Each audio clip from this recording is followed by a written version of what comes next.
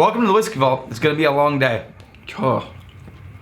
Unless Chad guts like half of this episode, it's so long, so tedious, so boring, with the promise of just grand hilarity and revelation. It's drunk history without all the funny actors.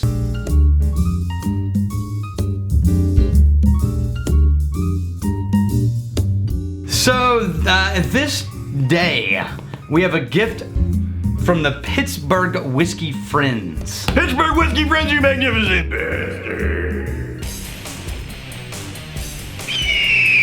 Now they say, to Daniel and Rex, the keepers of the Whiskey Vault, enjoy! Quit playing with your nipples. So you know the things that I've seen this do, they did it with Olympians during the Summer Olympics. They heat up a cup or something, well, it's really hot air, and then they'll do some shit, and then they'll put it on their skin and it'll pull up their skin. Yeah, it's called cupping. Cupping. Yeah. Can we? No, you can't do that with whiskey. No, like the glass. You might be able to if you could heat up the glass. Let's I'm not doing it. We are Pittsburgh Whiskey Friends, a whiskey club located in Pittsburgh and Western Pennsylvania region. This is from Aaron, Alex, Bobby, and Scott, and provided by one of our club members, Jim Hugh, who along with his wife Ellen and sons Rob and Kevin, holy shit, that's a lot of people, runs Mingo Creek Craft Distillery. So their friend is the family that owns this distillery. Nice. I didn't realize that. Yeah. We've also included some snacks. Are you just now reading this for the first time? Yes, because I wanted to do it on camera. This is an unboxing, apparently.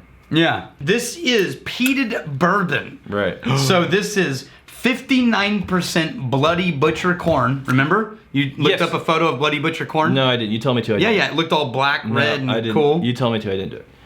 It looks awesome. And then 41% heavily peated malted barley from Scotland. Okay. Now, we have heard rumors of peated bourbons before. Yes. Have we ever had peated bourbon on the show? I know we've had peated. No, we've had bourbon finished in peated casks. And I know we've had some peated And we've now had a whiskeys. couple people send us the Kings County peated bourbon, which we are going to try on camera. Nice. But this is the first officially where the grain involves peated whiskey. This is pot stilled 6 months, new charred oak barrels, 10-gallon size barrels. Remember when we were at North by Northwest? That smaller barrel? That's that size. That's a 10-gallon? That's a 10-gallon. That was a decent sized barrel. Yeah. What smells new. It's got that new piney touch. Isla am I getting on the nose? Because Isla's going to be the dominant note, but I'm getting some. I'm not getting Isla, actually. You're not getting. Oh, and by the way, peat. You're not getting the peat. Wait. They sent us some snacks. Okay. Pittsburgh pretzels. Sure. You want one? I'll pretzel the shit out of that. These are for me.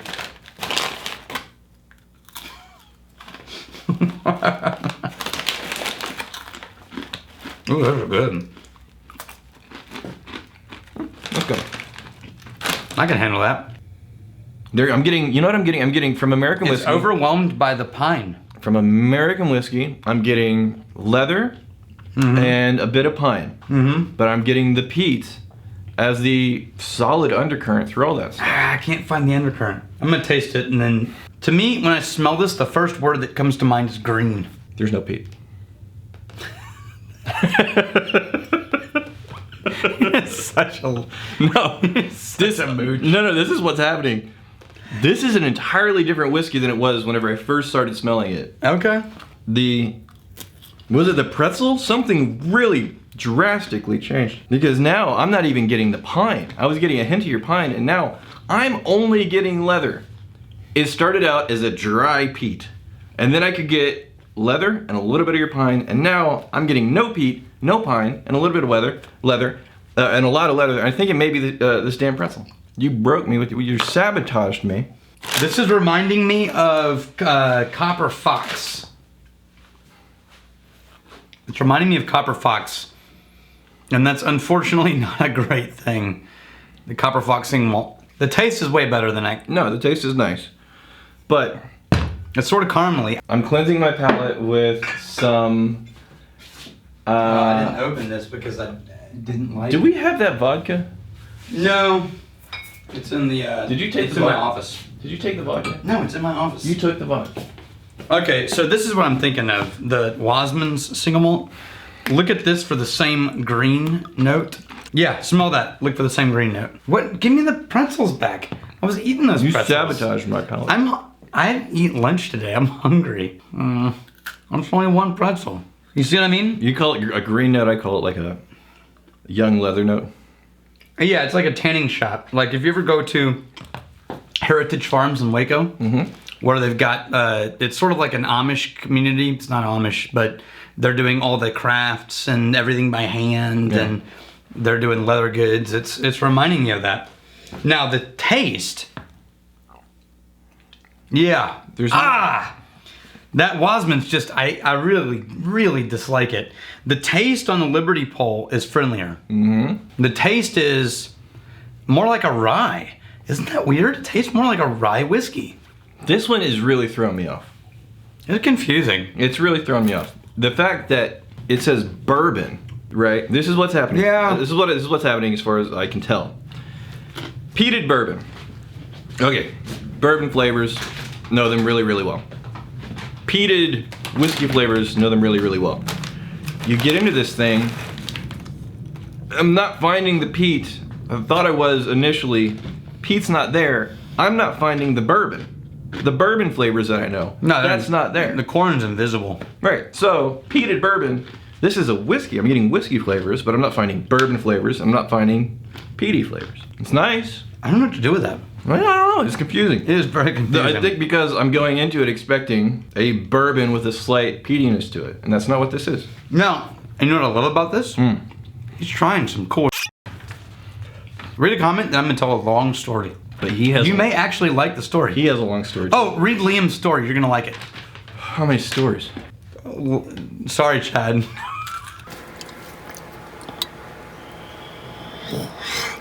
Liam Rockford, I have a story. Apparently a lot of people have stories today, Liam. Lady and her gentleman friend walk in a bar, and they sit down. It's at the bar he works at. He walks up, he asks them what they would like to drink. The dude in his polo, slacks, and a goofy grin order a strawberry blonde on draft. It's not how you spell draft. It is if you're English. I immediately start to think as I register that order in my head, just to be clear, all bartenders judge you by what you order. Yeah, that's true. I turn to this olive-skinned Athena with her dark hair and piercing blue eyes, wearing a slinky black dress. And as my eyes lock with hers, her lips parted, and I hear one of the most beautiful things that has ever been uttered, and that was, "Bring me the most peated whiskey you have." You're gonna like this story. I would tell you a lesser man would have melted and run away, but not I. I tell her that would be one of the most peated in the world, which is our Octomore. 167 parts per million. And that would be like facing a tire fire. I saw a glimmer in her eye. Or, if you are looking for something a little bit more elegant, may I suggest the Lagavulin Distiller's Edition. May I say, good choices both. When I heard her retort with, "Let's start with the Lagavulin and end with a bang," on the Octomore, it took everything within my power for my knees not to buckle and fall splayed, kneeling before this goddess. I gather myself, glance at the gentleman, and think, "Good luck, mate." I move to the bar and pour the drinks, rubbing a little bit of the Lagavulin behind the ear as some kind of makeshift cologne. I serve them their drinks, and we have a wonderful conversation. They have a great night, fat tip, and another guy with a girl that's way out of his league. Yeah, C'est la vie. Totally. That's good stuff, right? Sort of brings a tear to your eye. Yeah, it's how do you find your way to a man's heart? It's a classic romance, really. Extremely peaty whiskey. You might actually like this story because it's really funny. You took the pretzels back. And it's true. No, I didn't take them back. I put them in between so we could share them. I took them over there so you couldn't have any. So, back in the day, America is barely a country, right? We've won. We sent all the soldiers home. There's no family in the entire U.S. who wasn't affected by people dying. You're killing me over here. Put your phone down. I'm telling you a story. I'm telling them. No, I'm telling you a story. You know I don't care. You're gonna like the story. There are 8 people that really care. If you listen, you will find this story entertaining. I got this. Because it involves...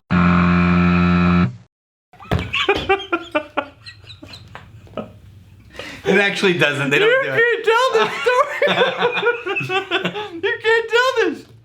Are you ready? I can tell the story. It's really wrong. No, it didn't happen.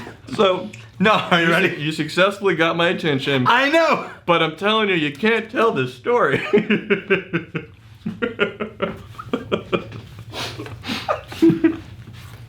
Okay. Go ahead. So, Alexander Hamilton, who was a douchebag, forget the whole musical thing. He's a number cruncher who got put in charge of the U.S.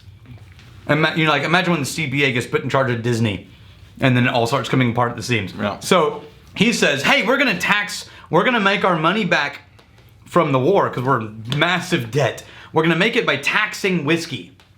However, the tax they pass is on production capacity versus actual production.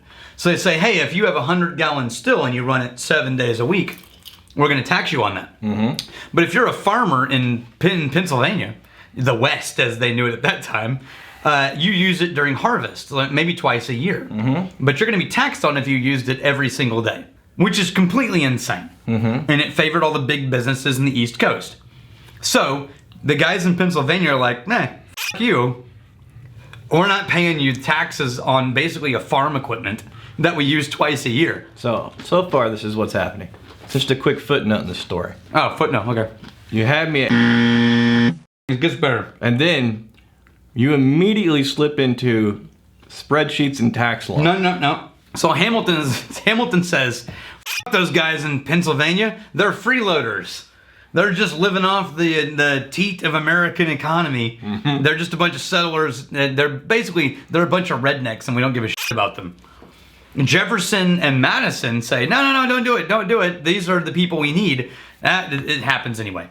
So they send their first guy in to collect whiskey taxes. His name, no joke, is Robert Johnson. The same as the guy who wrote Crossroads, right? Guess what happens to Robert Johnson? He gets tarred and feathered and sent back home. Which sounds funny, but it's a really bad he thing. almost died, right? So you don't want to be tarred and feathered. This dude named David Bradford becomes the face of the rebellion. He's like, hey, because remember, they just won their independence from England. And the main rallying cry was no taxation without representation. Well, guess what this was?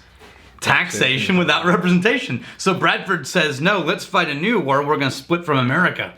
So we're about to have our first civil war, and we're only years old. Mm-hmm. So Bradford starts rallying troops. They send in a guy, his name is General John Neville, to be the tax collector. Only he owns distilleries, big ones. Mm-hmm. And so it's in his interest to shut down the farmers so that his distillery can provide whiskey to all of the troops out fighting the Native Americans. So he shows up, he gets surrounded, and with just like 12 guys. It's like him and 12 soldiers. And they're like, oh no, there's like 500 dudes surrounding them. And the leader of the rebellion holds up a white flag and says, look, we're going to negotiate to get you out of here.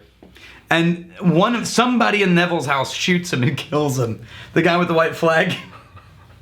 And it's sort of like, you remember the shows when you got like 8 cops who are shaking, right, and one guy accidentally shoots somebody and it starts a gunfight? Right. It's sort of like that. Like everyone's like, we're surrendering, bang, he's dead. Like, oh shit. So they attack and burn the house down. Neville barely escapes. He heads back, and so Hamilton says, it's war. Let's shock and awe them into submission. And so they put out a call to the 13 colonies for troops. At this point, no one knew if anyone would actually show up. But he puts out a call. And in the meantime, Bradford brings like 1,000 dudes to Pittsburgh, home of Liberty Pole, and threatens, actually this is Washington, Pennsylvania, but Pittsburgh, and they threaten to burn down the town, basically take over the town. So guess what the Pittsburgh founding fathers and city elders do? They send out a wagon of whiskey. They're like, yeah, it's fine. We're on your side, guys. Here, have some whiskey. And all the soldiers are like, oh, thanks. And so they all get drunk. And they're all just hanging out camped out around Pittsburgh drinking whiskey when Washington shows up on the horizon with 13,000 soldiers to their less than 1,000. And the whole rebellion goes, oh shit, and they make a run for it. Not a single shot fired. Washington's troops managed to capture 2 guys, the town drunk, and let's say a mentally challenged human being. And so they got sentenced to treason. And they were gonna be hung when Washington was like, hey guys, this is a bad look for us. So that whiskey tax passes. It turns out to be a colossal mistake. They gain $4 million in taxes. They lose $2 million in enforcement. I hate you so much. It's insane. I hate you. Right? Look, and Jefferson finally repeals the tax in 1802. to the marrow of my because he bones. hated Hamilton so much, it was one of the first things he did. Your Sorry, Chad, but it's a fun story, and we're 18 minutes in. Your legendary adventures involve tax law. No, that's a great story. You know what? One last note on this. All right. Whenever I approach it as I give 0 fucks about what this is labeled, pretty good whiskey. I'm not trying to find bourbony stuff. I'm not trying to find peaty stuff. It's just Quit trying to analyze it, just drink it. just drink it. Yeah. You're okay with it? More than when you tried to analyze it. Much more so. Because I'm like hunting for the a peatiness and a bourbon. I'm trying to imagine what that marriage would be like. No, just drink some whiskey. Not that. It is not that. It's leather, definitely leather. You got some oak, and not overly sweet. You're not wrong. And it's actually better with the pretzels. Yeah, they may have sent that to pair. Yeah. All right. Here's to fighting, stealing, and drinking. If you fight, may you fight for a friend. If you steal, may you steal a lover's heart. If you like long, stupid stories, come back here and drink And with may you us. drink. Hey, thanks for hanging out with us in the Whiskey Vault. Don't forget to throw in a like, hit that subscribe button on the bottom right, drop a question or comment down below.